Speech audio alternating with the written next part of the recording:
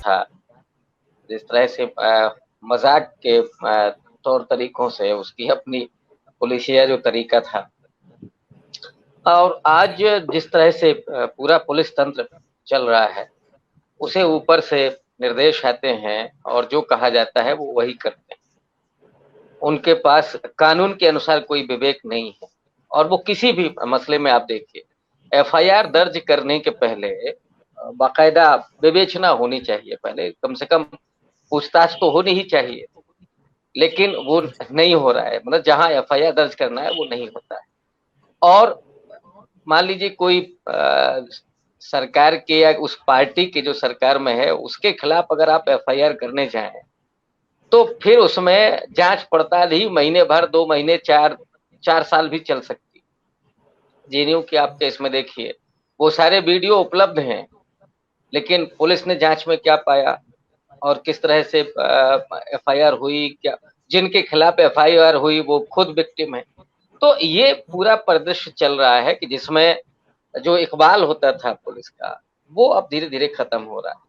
लोगों का भरोसा डिग रहा है, लेकिन अभी भी बहुत सारे अधिकारी ऐसे हैं, वो साइडलाइन जरूर हैं, वो परिदृश्य से गायब हैं, लेकिन उनमें वो नैतिकता और कानून के प्रति जो उनकी मर्यादा है वो बराबर बनी हुई है। और इसलिए हम ये भी नहीं कह सकते कि सब कुछ खत्म हो गया।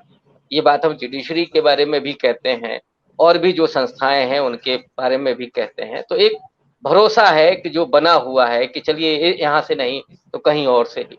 अब पत्रकारिता को ही आप देख लीजिए, जो अभी लखेड़ा साहब कह रहे हैं कि पत्रकारिता का एक ही धर्म होता है पत्रकारिता, लेकिन इस दौर में जो पूरा धर्म का आतंक जिस तरह से चल रहा है, तो जो पत्रकार हैं उन्होंने अपने धर्म को, अपना धर्म क्या बना लिया है सब जान रहे हैं।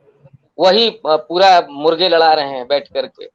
और जो सरकार या जो पार्टी चाह रही है कि केवल नैरेटिव यही चले, महंगाई, बेरोजगारी, ये मुद्दे आए ही नहीं, अभी चलने दीजिए, और एफआईआर हो तो उस पर शोरगुल आप कह होगा। रहे हैं मुर्गे लगा रहे हैं रविकांत जी। तिहाड़ी पत्रकार जो है डीएनए चलाते हैं, उनकी स्थिति है कि उनके बॉस राजस्थान में दूसरा डीएनए चलाने पहुंचे हैं और संभवतः वो चुनाव हार गए हैं। ये सूचना भी आ रही है, पुष्टि अभी नहीं हुई है। तो इस तरह के लोग पत्रकारिता में जो सरेआम निश्चित बैठ रूप करके से बोली लगा देखिए, रहे हैं विधायकों को।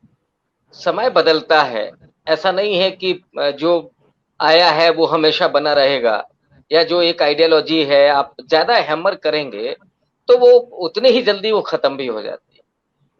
तो इसलिए मुझे लगता है कि बहुत ज्यादा समय नहीं चले लगेगा, और लोग बदलेंगे भी। हो सकता है कि उन्होंने कुछ कारणों से, कुछ स्वार्थों की वजह से भी जो पाला बदला हो, उनका भी, हम ये उम्मीद करते हैं कि उनका भी विवेक जागेगा, उनको भी बुद्धि आएगी कि हम एक राष्ट्र निर्माण कर रहे हैं और उसमें हमने भी कुछ गलतियां की हैं, तो शायद वो भी सुधरेंगे, हम ये उम्मीद कर सकते हैं।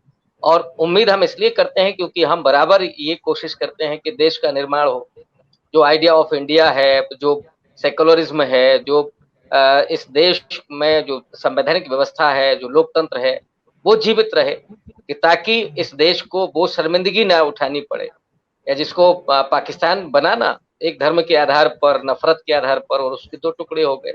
और आज भी मुशर्रफ साहब का जो निधन हुआ है, मुशर्रफ साहब ने क्या किया, ये पूरे पाकिस्तान में जिस तरह से सियासत चलती है, वहाँ का लोकतंत्र जिस स्थिति में है, तो वो सब हम लोगों ने देखा है। इसलिए हम हिंदुस्तान की इस पूरे व्यवस्था पर कभी-कभी गर्व भी करते हैं कि जिन लोगों ने ये उम्मीद की थी कि भारत कब टूट जाएगा, ऐसा राष्ट्र कैसे हो सकता है, उनको इस देश के लोगों ने ये दिखाया ना कि साहब 75 साल से तो हम एक मुल्क हैं। हाँ, हमारे भीतर के तमाम असहमतियों के बावजूद हम एक हैं।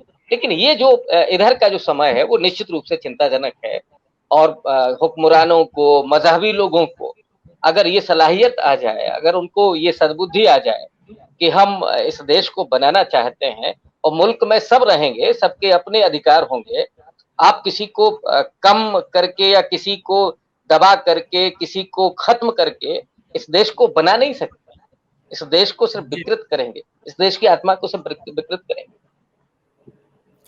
सुशील दुबे जी, देश की आत्मा को विकृत करने वाली बात और आशंका रविकांत जी जाहिर कर रहे हैं। खुद इनके ऊपर भी एफआईआर हो गई है।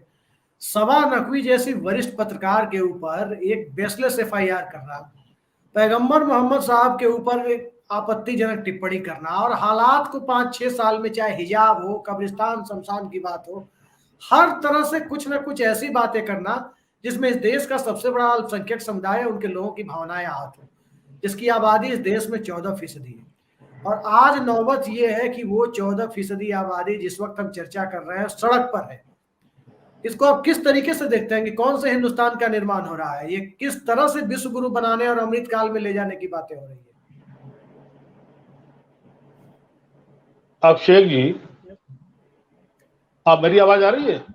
जी आ रही है। सबसे पहले तो मैं सीनियर सिटीजन के नाते और फ्रीलांस कलम सुशील दुबे के नाते इस देश के हमारे पत्रकार नेता आदरणीय उमाकांत लखेड़ा जी को शानदार जीत के लिए लखनऊ की धरती से हार्दिक बधाई देता हूँ। Thank you. दूसरा मैं संजय शर्मा जी और 4 PM का इतना आभारी हूँ कि उन्होंने आज खूबसूरत से हमारे रविकांत जी को यहाँ पर बैठा रखा है। ये वो लड़ाई है जिसमें संजय शर्मा जी ने बराबर का साथ दिया और आज उस जो अभी इनके साथ जुल्म हुआ है रविकांत जी के साथ, उसमें संजय शर्मा जी ने उनका साथ दिया। उसके लिए मैं 4 PM का, अभिषेक जी का और आप सबका आभार व्यक्त करता हूँ, साधुवाद देता हूँ। ये लड़ाई जारी रहनी चाहिए। अब मैं आता हूँ आपकी बात पर। संजय जी, भारत की आत्मा दुखी हो, अभिषेक जी, भारत की आत्मा दुखी होती है जब पूर्वांचल का नमक रोटी वाली खबर छापने वाला पत्रकार भूख से, कैंसर से मर जाता है, एक डीएम के हड़काने पर उसकी दुकान बंद हो जाती है, उसकी कलम रोक दी जाती है, तो बेशक भारत की आत्मा दुखी होती है।